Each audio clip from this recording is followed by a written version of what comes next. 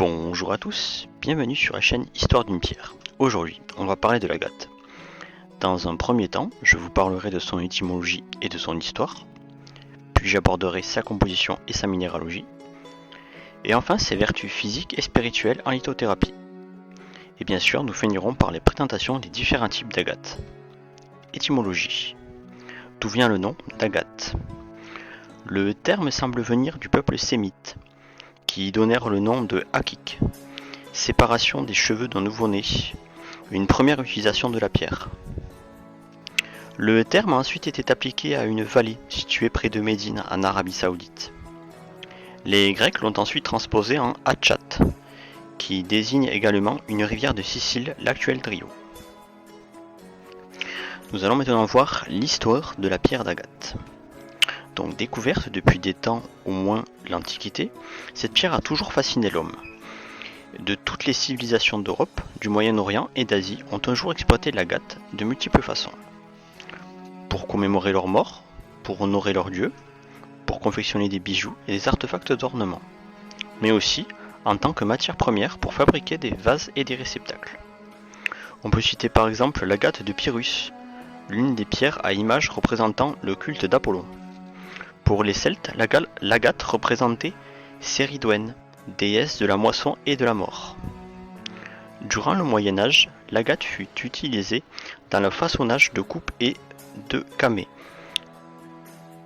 On dénombre ainsi en Europe de grandes collections constituées par de nombreuses familles princières. Aujourd'hui, ils sont pour la plupart exposés dans des musées. On sait également que l'agate était utilisée dans les lissages, dans les sculptures et sur les feuilles d'or pour aplatir. En fait, il se servait de la pierre d'agate pour aplatir les feuilles d'or sur les ornements des sculptures, notamment pour les églises.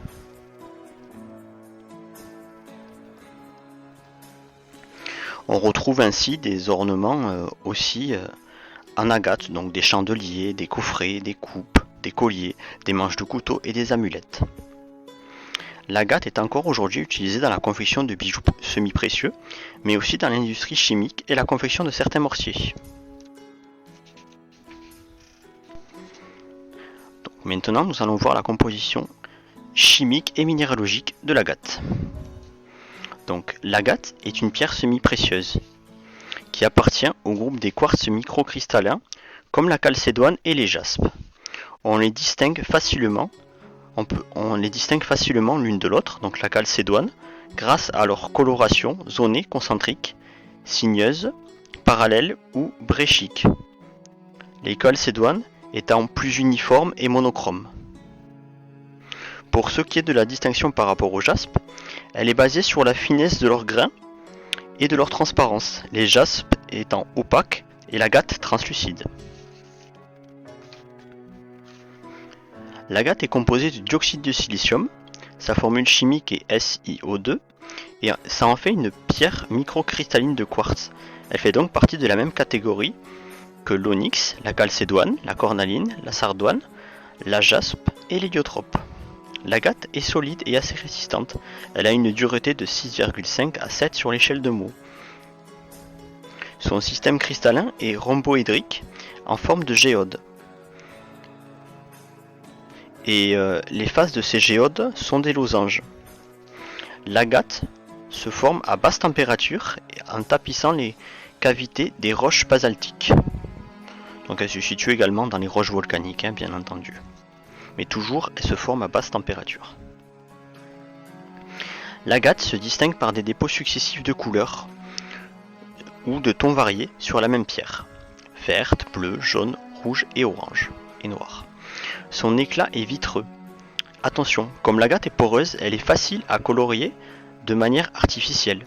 Les gisements d'agate historiques sont en Arabie Saoudite, en Égypte et en Sicile.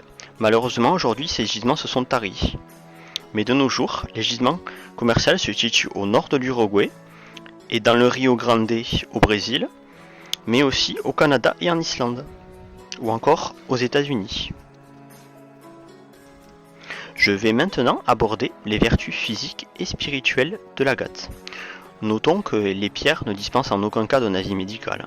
Elles sont plus un complément et un soutien.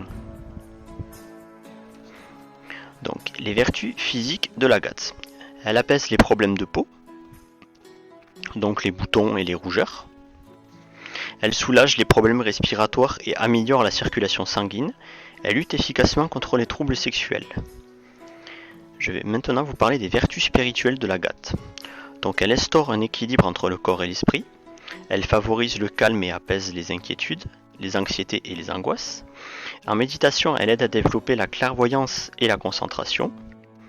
Elle apaise les tensions dans tout espace de vie ou de travail, comme dans la vie privée.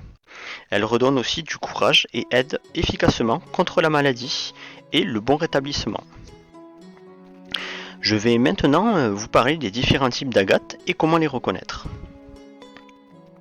Donc il y a l'agate arborisée, donc c'est une pierre de couleur blanche reconnaissable à ses traits et ses taches de couleur verte. Le plus souvent elle provient d'Inde.